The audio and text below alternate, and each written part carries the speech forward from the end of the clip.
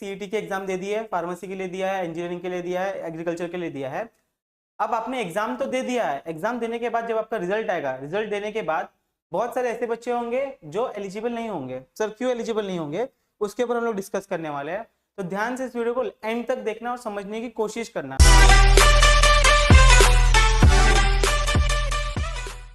Hello everyone, welcome back to our channel Gyan lab once again. तो आज हम लोग इस वीडियो में देखने वाले हैं कि आपका जो ग्रुपिंग क्राइटेरिया है वो क्या होता है। सबसे पहले हम लोग समझने की कोशिश करते हैं सर ये ग्रुपिंग क्राइटेरिया क्या है, एलिजिबिलिटी क्राइटेरिया क्या है। तो देखो ग्रुपिंग क्राइटेरिया क्या होता है। फॉर एग्जाम्पल आपने अभी अपनी सीईटी की एग्जाम दे दी है, फार्मेसी के लिए दिया है, इंजीनियरिंग के लिए दिया है, एग्रीकल्चर के लिए दिया है। अब आपने एग्जाम तो दे दिया है, एग्जाम देने के बाद जब आपका रिजल्ट आएगा, रिजल्ट देने के बाद बहुत सारे ऐसे बच्चे होंगे जो एलिजिबल नहीं होंगे। सर क्यों एलिजिबल नहीं होंगे, उसके ऊपर हम लोग डिस्कस करने वाले हैं। तो ध्यान से इस वीडियो को एंड तक देखना और समझने की कोशिश करना। मैं बहुत प्यार से समझाने वाला हूँ, वीडियो को एंड तक देखना, ठीक है। अब देखो होगा क्या, आपकी जो सीईटी की एग्जाम थी वो 12th के एग्जाम से पहले हो गई थी। तो अब आपका 12th का रिजल्ट आया है और 12th के रिजल्ट में अगर आप लोग, सबसे पहले हम लोग बात कर लेते हैं इंजीनियरिंग स्टूडेंट के लिए। किसके लिए? इंजीनियरिंग स्टूडेंट्स के लिए। तो जो भी इंजीनियरिंग के स्टूडेंट्स हैं हमारे, ठीक है, जो भी हमारे इंजीनियरिंग के स्टूडेंट्स है, इंजीनियरिंग स्टूडेंट्स के लिए 3 सब्जेक्ट कंपलसरी है, मतलब 2 सब्जेक्ट कंपलसरी है। एक होता है फिजिक्स और एक होता है मैथ्स, और एक और सब्जेक्ट है केमिस्ट्री। तो जिनका ये 3 सब्जेक्ट है, वेरी गुड। केमिस्ट्री एक ऑप्शनल सब्जेक्ट है, इसकी जगह पे आप बहुत सारे सब्जेक्ट्स ले सकते हो, जैसे आपका बायोटेक्नोलॉजी हो गया, इंफॉर्मेशन टेक्नोलॉजी हो गया, ठीक है, सीएस हो गया, फिर ग्राफिक्स हो गया, इंजीनियरिंग ग्राफिक्स हो गया, बहुत सारे सब्जेक्ट ले सकते हो। लेकिन ये 2 सब्जेक्ट कंपलसरी होते हैं, ठीक है। तो अभी के लिए हम लोग इसको सिंपल रखते हैं। आपने लिया है पीसीएम, ठीक है, इंजीनियरिंग के लिए पीसीएम बहुत कंपलसरी होता है। फिजिक्स का पेपर होता है हमारा 100 मार्क्स का, मैथ्स का पेपर होता है हमारा 100 मार्क्स का, और केमिस्ट्री का पेपर होता है हमारा 100 मार्क्स का।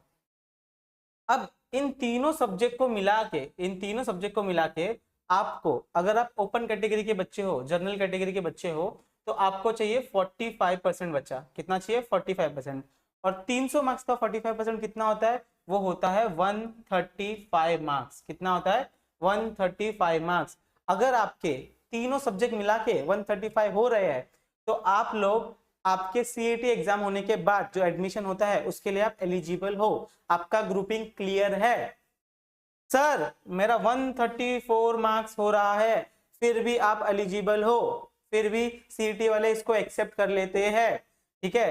तो आपको, अगर आप ओपन कैटेगरी के बच्चे हो तो प्लीज इसके ऊपर ध्यान देना। इतना समझ में आ गया? पक्का? अगर आप कैटेगरी में आते हो, किसी भी कास्ट में आते हो, कास्ट ओबीसी, एससी, एसटी, वीजे, एनटी, एक्सेट्रा एक्सेट्रा, ठीक है, तो आपके लिए क्राइटेरिया है 40% का। कितना है सर? 40% का। अब 300 मार्क्स का 40% कितना होता है? वेरी गुड, 120 मार्क्स होता है। कितना होता है? 120 मार्क्स, ठीक है। तो अगर आपके सारे सब्जेक्ट्स मिला के, फिजिक्स, केमिस्ट्री, मैथ्स मिला के 120 मार्क्स बन रहे हैं तो आप लोग एलिजिबल हो, आपका ग्रुपिंग क्राइटेरिया क्लियर है। इससे ज्यादा 12th के मार्क्स इंपॉर्टेंट नहीं होते, ठीक है। एक बार आपका ग्रुपिंग क्लियर हो गया, इसके बाद आपका 12th का मार्क्स कुछ भी काम का नहीं है। अब इसके आगे जो भी आपका हेल्प होगा वो आपका सीईटी के स्कोर के बेस पे आपको एडमिशन मिलेगा। सर यहाँ पर भी 119 पे भी हमारा एडमिशन हो जाता है, ठीक है, ग्रुपिंग क्लियर हो जाता है। तो आपको ये याद रखना है, 120 marks for categories caste students and 135 marks for open category student. अब बहुत सारे बच्चे ऐसे हैं कि सर मैं ओपन में हूं लेकिन मेरा ग्रुपिंग क्लियर नहीं हो रहा है, तो उनके लिए भी मैं एक तकनीक बता देता हूँ, ठीक है, जो आपको काउंसलिंग वाले भी बताएंगे। आप क्या करो, आप एक ईडब्ल्यूएस का सर्टिफिकेट बना लो। किसका सर? ईडब्ल्यूएस का सर्टिफिकेट बना लो, तो आप भी इसी कैटेगरी में आ जाओगे और आपके लिए क्वालिफाइंग मार्क्स कितना हो जाएगा? 120 मार्क्स हो जाएगा। कितना हो जाएगा? 120 मार्क्स हो जाएगा। लेकिन ये सर्टिफिकेट इतने आसानी से नहीं बन रहा अब, ठीक है, बहुत सारे डॉक्यूमेंट देने पड़ते हैं ईडब्ल्यूएस सर्टिफिकेट बनाने के लिए। अगर आपको चाहिए कि ईडब्ल्यूएस सर्टिफिकेट के लिए क्या क्या लगेगा, कैसे बना सकते हैं, उसके ऊपर अलग से वीडियो बनाओ तो मैं ट्राई कर सकता हूँ बनाने के लिए।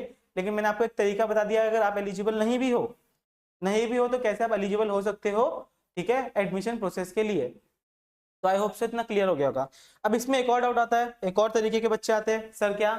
सर मुझे फिजिक्स में, मैं तो जस्ट पास हुआ सर, बहुत पेपर हार्ड था, ठीक है सर। मैथ्स में सर बहुत लेंदी पेपर था, मुझे सिर्फ 50 मार्क्स आए सर। केमिस्ट्री सर मेरा अच्छा था तो केमिस्ट्री में मुझे 60 मार्क्स मिला। कैलकुलेट कर लो, अगर आप ओपन में हो तो 135 के ऊपर होना चाहिए, कास्ट में हो तो 120 होना चाहिए। कितना आ जाएगा सर? ये 5, ये हो गया 6, 5, 11 हो गया 14, 145 मार्क्स हो रहा है। ठीक है, इसका मतलब आप क्या हो, आप एलिजिबल हो, आप एलिजिबल हो, आपका ग्रुपिंग क्लियर है, इससे ज्यादा आपको मार्क्स की जरूरत नहीं पड़ेगी। अब मैंने एक वीडियो देखा था जहां पर बताया जाता था कि मिनिमम 60 मार्क्स लगने वाले हैं क्या, 60% लगने वाले हैं क्या। तो बच्चों मैं आपको ये बता दूं कि 60% एक कंपनी का होता है। जब आप लोग 4 साल कंप्लीट करने के बाद जब आप बाहर निकलोगे ना, तब कुछ कंपनीज होती है जिनका एक बेसिक क्राइटेरिया होता है कि आपको 10th में इतने होने चाहिए, 12th में इतने होने चाहिए और ग्रेजुएशन में मिनिमम मार्क्स इतने होने चाहिए। तो मैं खुद इंजीनियर हूँ, मैं आपको बता सकता हूँ कि बहुत कम कंपनीज है, बहुत कम कंपनीज है जो 12th और 10th के मार्क्स को कंसिडर करते हैं। और मेनली जो कंपनीज है वो फोकस करती है कि आपके जो डिग्री है, आप जो डिग्री ले रहे हो उसमें आपको अच्छे मार्क्स होने चाहिए, मिनिमम आप लोग 60% के ऊपर होने चाहिए। ठीक है, जब आप लोग 4 साल कंप्लीट करने के बाद निकलोगे तो मेन जो होता है आपका इंजीनियरिंग के मार्क्स होते हैं। मुझे पता है आगे जाके जब आप एमबीए करोगे, एमबीए में आपके क्लास 10th और क्लास 12th के मार्क्स भी देखे जाते हैं जब आप आईआईएम में एडमिशन लेना चाहते हो तब। ठीक है, तो उसका एक अलग चीज है, उसके लिए अगर आपको चाहिए तो मैं अलग से वीडियो बना दूंगा, लेकिन उसके लिए थोड़ा सा चीजें अलग अलग होती है। ठीक है, तो आई होप सो आपको ग्रुपिंग क्राइटेरिया का डाउट क्लियर हो गया होगा, कितने मार्क्स चाहिए, कितने क्या चाहिए, आप अभी आराम से बैठो और चेक करो। अब ये हो गया इंजीनियरिंग की बात। सेम हम लोग आते हैं, सेम हम लोग बात करेंगे फार्मेसी के लिए भी। सेम चीज होती है फार्मेसी के लिए। देखो पीसीएम वाले जो बच्चे हैं, पीसीएम वाले जो बच्चे हैं वो फार्मेसी भी कर सकते हैं और इंजीनियरिंग भी कर सकते हैं। मान लो आपने पीसीबी से दिया था, पीसीबी, सेम यहाँ पर भी फिजिक्स और बायो कंपलसरी है, केमिस्ट्री की जगह पे आप कोई भी ऑप्शन में ले सकते हो। मान लो हम लोग पीसीबी लेके चल रहे हैं, सेम चीज 100 मार्क्स का होगा, सेम सब कुछ, हाँ सेम 300 मार्क्स का आ जाएगा। आप अगर ओपन में हो तो ओपन में आपके लिए क्या लगने वाला है सर, 45% लगेगा। और 300 मार्क्स का 45 कितना होता है, अभी मैंने बताया था 135 मार्क्स होता है। अगर आपके 135 मार्क्स है तो आप लोग एलिजिबल हो, 134 भी एक्सेप्टेबल है, आप इसके थ्रू भी ग्रुपिंग आपका क्लियर हो सकता है।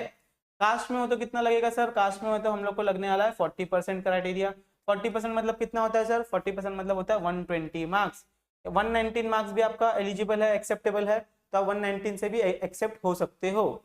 ठीक है, तो फार्मेसी के लिए भी हो गया, सेम एग्रीकल्चर के लिए है, सेम नर्सिंग के लिए। नर्सिंग के लिए मैंने ऑलरेडी बना लिया है, नर्सिंग का थोड़ा सा अलग चीज है, नर्सिंग में हम इंग्लिश के मार्क्स भी देखे जाते हैं।